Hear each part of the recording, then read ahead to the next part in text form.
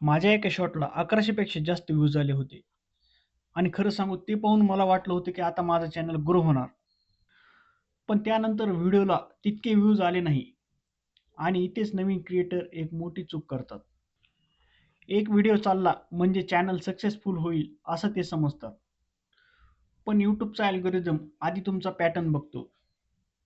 तुम्ही व्हिडिओ कशावर बनवलाय आणि तो योग्य ऑडियन्सपर्यंत जातोय का हे पाहत असतो. तुम्ही किती कन्सिस्टन्स आहात, लोक किती वेळ तुमचा व्हिडिओ पाहतात हे जास्त इम्पॉर्टंट आहे. म्हणून एका व्हिडिओवर खुश होऊ नका आणि कमी व्ह्यूज आले म्हणून थांबू नका. कारण ग्रोथ एका व्हायरल व्हिडिओ नाही तर सतत केलेल्या कामाने होते.